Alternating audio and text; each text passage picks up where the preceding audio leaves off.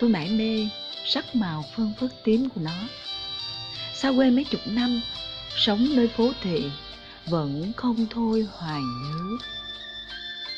Một loài hoa dân dã bình dị, dịu dàng, đầy thân thương gần gũi. Không cần ai chăm bón, cũng chẳng thiết ai nâng niu. Ngắm nhìn hay ngó lơ cũng mặc. Nó bình thản với thân phận nổi trôi theo con nước lớn rộng, vô định. Nó chẳng mơ màng trèo cao so sánh với các loài hoa sang, quý khác. Ở những nơi trang trọng, càng không có mặt. Nhưng ai mới gặp lần đầu cũng phải trầm trồ ngạc nhiên trước một loài hoa tự nhân bản làm đẹp cho đời. Nó không có hương thơm ngang ngát, nét quyến rũ, chỉ là sự khiêm nhường, lặng lẽ. Nó thản nhiên, không phiền não. Nó chẳng màng tới thế thái nhân tình. Vui thì tấp vô một voi vịnh nào đó, nán lại ven sông, làm bạn với muôn loài thủy sinh khác. Buồn lặng lẽ rời đi, không lời giả biệt. Không rộn ràng đón chào ai, tự nở dâng cho đời những thảm hoa tím tím rưng rưng. Khi sương đêm còn đồng ướt trên từng chiếc lá xanh non, và kết liễu cuộc sống mình khi chiều buông, mặt trời tắt nắng. Nó là loài hoa mang tên lục bình. Lục bình có thân phận của lục bình. Bất giác, tôi chợt nhận ra cái bình dị dân dã của một loài hoa.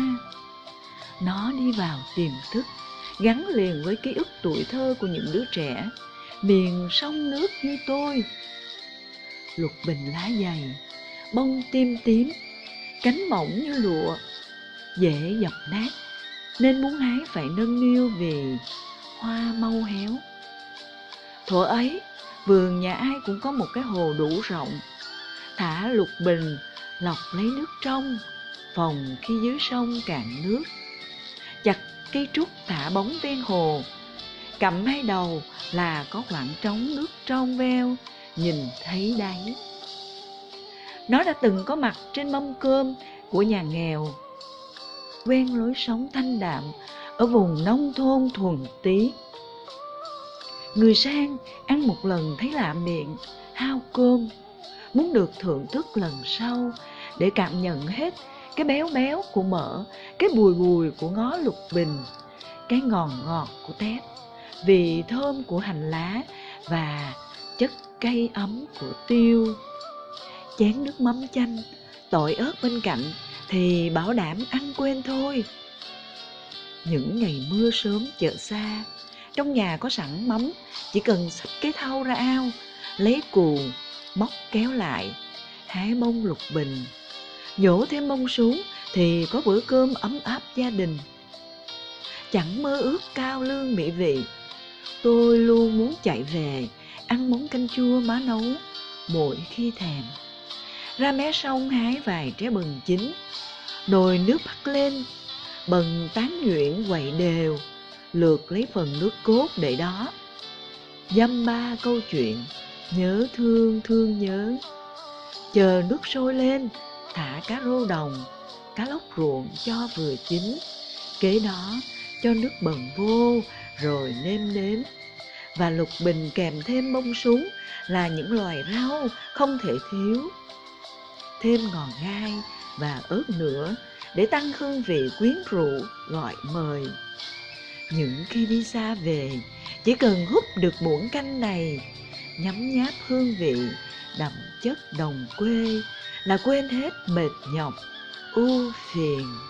Nhắc tới lục bình, trong ký ức tuổi thơ tôi vẫn còn in đậm trò chơi nhà chòi của những đứa trẻ nghèo rớt mồng tơi.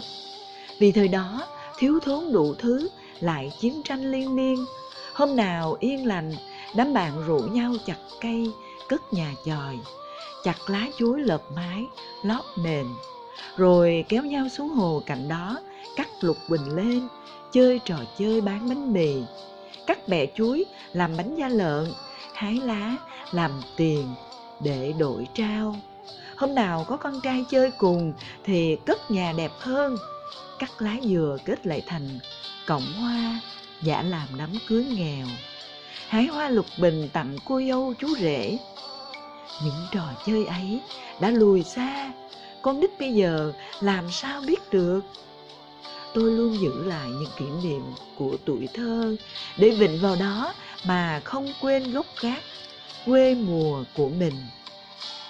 Nếu không phải người sống vùng sông nước thì những kỷ niệm với lục bình kém phần thú vị.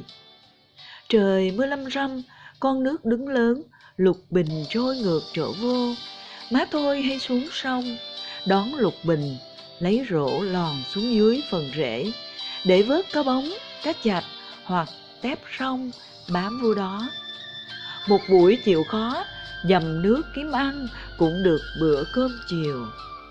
Bây giờ không còn thấy ai làm vậy nữa. Nước sông ô nhiễm, cá tép không còn dồi dào như xưa. Thỉnh thoảng về với má, tôi vẫn được ăn lục bình, vẫn ngon như từ thuở nào. Tôi với lục bình nào có xa lạ chi đâu, gặp nhau hoài nên thương nhau lắm. Gắn bó nhau cả một thời gieo neo, nghèo khó. Giờ nhắc lại, thấy trong dạ bời bời, nỗi nhớ cánh hoa xưa. Tôi thì thầm, thương lắm lục bình ơi.